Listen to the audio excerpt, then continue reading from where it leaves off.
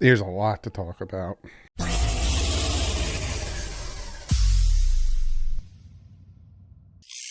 What's up, Finn fans? The worst part of all this, right now the Jets are losing 17-6.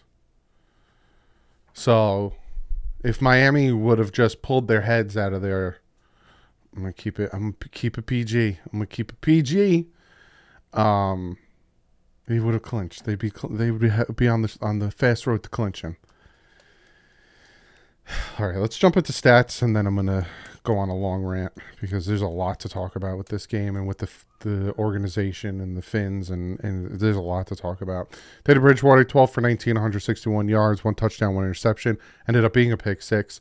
85.7 passer rating. He got injured, his pinky on his throwing hand. Skylar Thompson came in. He did 12 for 21, 104 yards, 1 touchdown, 1 interception, 66.4. Jeff Wilson, 15 carries, 45 yards. Raheem Mostert, 9 carries, 29 yards. Raheem Mostert is the leading receiver, 8 catches, 62 yards. Tyreek, 4 catches, 55. Jalen Waddle, 3 for 52.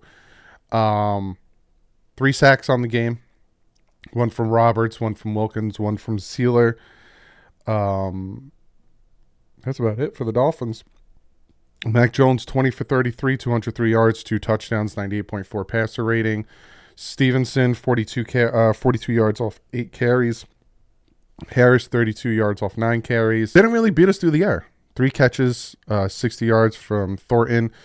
Got a touchdown off of something I'm going to talk about. Hunter Henry, 5 catches, 52 yards. Jacoby Myers, 6 catches, 48 yards and touchdown. They got the 2 interceptions. Sack-wise, they only got 2 sacks. 1 from Carl Davis Jr. And Barmore. Other than that, and they missed their extra point. Our guy missed his field goal.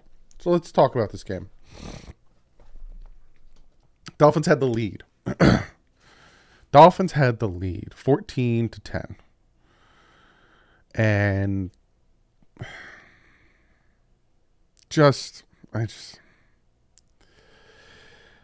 I'm trying to. There was a reason this came out later. It's because I was very angry at the end of the game because the Dolphins should have won the game. Again, I'm looking at the score of 17-6, Seattle over the Jets right now, and it's making me even more mad. The challenge, again, a lot of our problem, we started 8-3. The Miami Dolphins were 8-3. 8-3, and have lost 5 straight. 5 straight. Should have beat the Packers if not for 3 interceptions. Should have beat the Patriots if not for the ineptitude of the offense, and I will talk about that. 8-3. And now you sit in a scenario, and I'm going to say this and don't think that I want this to happen. You're sitting in a scenario that Buffalo beats New England, you got to beat the Jets, and then you're in the playoffs. But the answer to that is why. First off, refs were bad. Both sides, in general, all year, refs are bad. Is what it is. I'm not talking about the refs anymore. They're garbage. Penalties on offense and defense. That's on the head coach. That's on the defensive coordinator. The touchdown pass to Thornton when Duke Riley was in coverage. That's on the defense coordinator. The defense wasn't set. Why aren't they set? Why is this a hurry up? Why isn't there somebody over for him? Why don't you have the right formation and the right system for that? Hot garbage. But other than that, the defense held them to 16 points. The defense held them to 16 points. Teddy Bridgewater with the pick 6. The defense held them to 16 points. Dolphins should have won this game. Just such a drop down, right? And I can't even say a drop down from Tua to these quarterbacks because Tua played like garbage last week. Tua played like garbage against the 49ers. Tua played like garbage against the Chargers. So I can't even be like, oh, there's a huge drop down from Tua to Teddy to Skylar. But Teddy on the and a lot of people, if Sanders hit that 51-yard field goal, we would have won.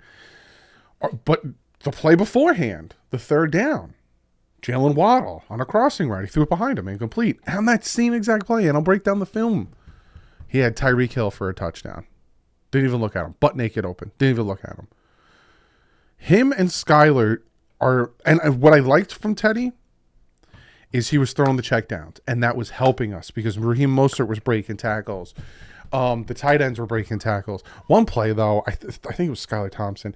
Instead of just running for it, he decided to try to throw it to Melvin Ingram, who has a cast on his hand. Not Melvin Ingram. Ingold. Alec Ingold. He tried to throw it. He has a cast on his hand. Just run it yourself, man. And I noticed once Skylar went in there, he was just see him, burping the baby. Essentially, what that means is just patting the crap out of the ball. It's just bad. The team was not prepared for this game. That's on the head coach. Not prepared at all for this game. 100% on the head coach. Skylar was playing scared. Skylar threw an interception. It was completely behind Tyreek Hill. Smacks the ball up into the defender's hand. Teddy Bridgewater's pick 6. But then, Teddy Bridgewater had that touchdown where he was about to get sacked, and he flung it to Raheem Mostert for the touchdown, give us the 14-10 lead.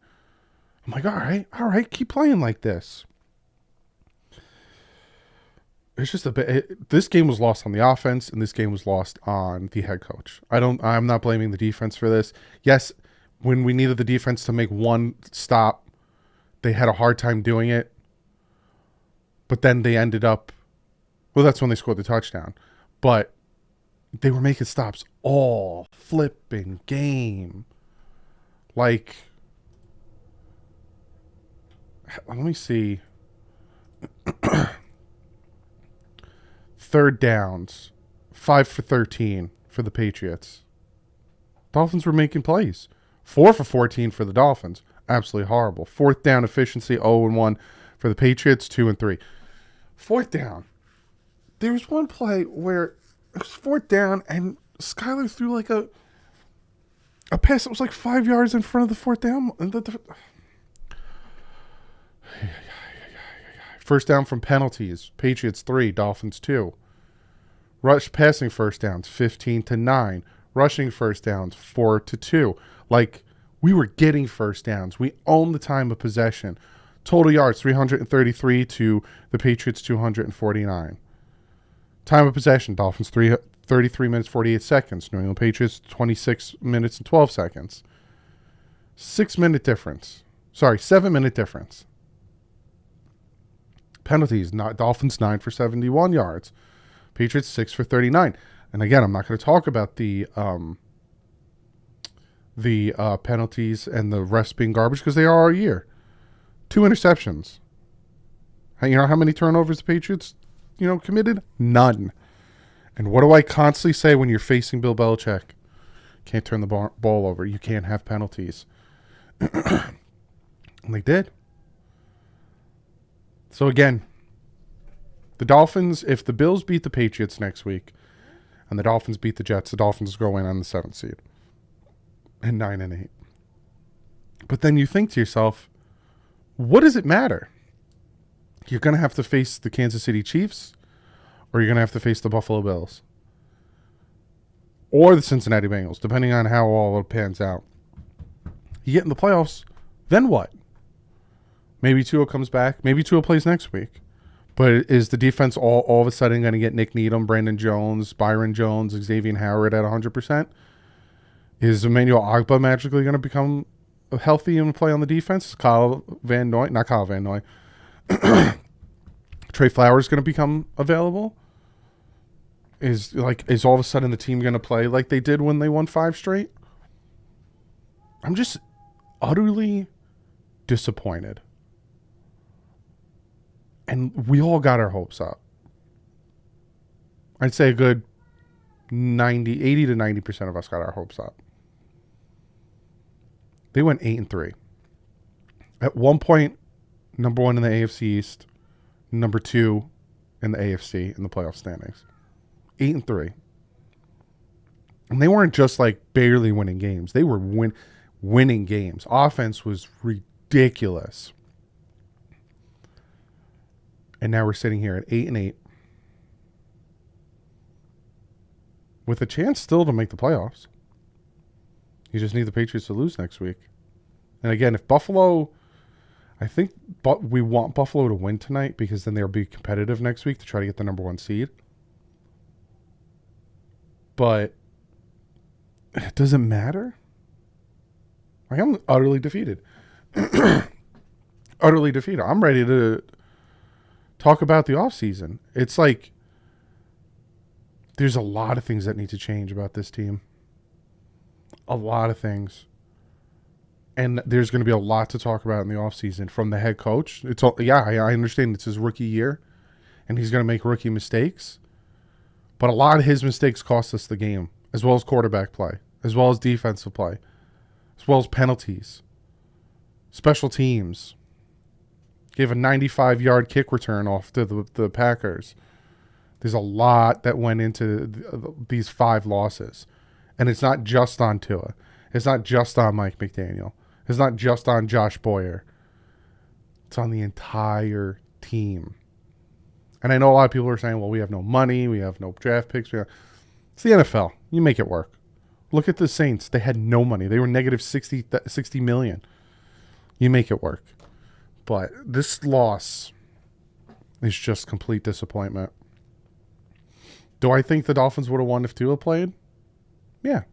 And not because I think Tua is any better or played any better, but that's just the Patriots' kryptonite for some reason. He's 4-0 against Bill Belichick. We held the longest winning streak against the Patriots. Four straight games of beating them. We held that winning streak.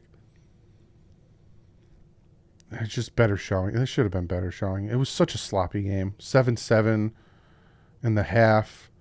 Then we come out 14-7, 14-10. And then the wheels fall off. Pick 6. And then they march down the field, score a touchdown. Skylar has a very bright future. And I'm interested to see what he can do. But as of right now, Skylar's not ready. So to everyone clamoring to put Skylar in over Tua, he's not ready. Because he misses reads and he gets very flustered in the pocket. So if, as much as you want to say Tua misses reads, Skylar's worse. He gets very flustered. He's not ready. 7th round pick. He'll be ready. Just not right now.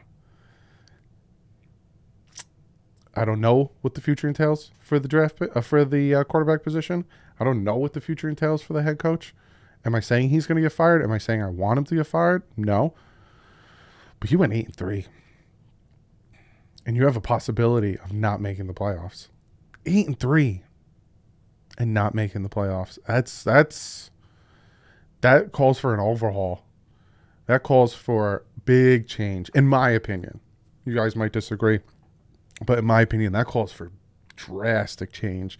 You start 8-3 and you lose 5 straight. Something's got to change. And you can't even talk about injuries. You can't even talk about how bad the offensive line's playing or anything like that because they're teams that are clinched. They're teams that are in the playoffs that are dealing with injuries. Look at the Baltimore Ravens. They don't have their quarterback, and they've been winning games. They clinched. Look at the Chargers. Yeah, they have Justin Herbert, but they clinched with a bad defense, with their wide receivers being banged up, with a bad offensive line. If the Dolphins don't make the playoffs, drastic changes need to be made. Whether that's the quarterback, the head coach, the GM, the defensive coordinator, the owner. The owner's not going to make any changes to himself. Drastic changes need to be made. 8-3. And this is where we're sitting. Are you kidding me? We were on cloud 9 and on the bye week. We were loving the bye week. This is disappointing. I'll see you guys tomorrow. Break this down some more. Give you some updates on certain things, and then we have the film breakdown on Tuesday.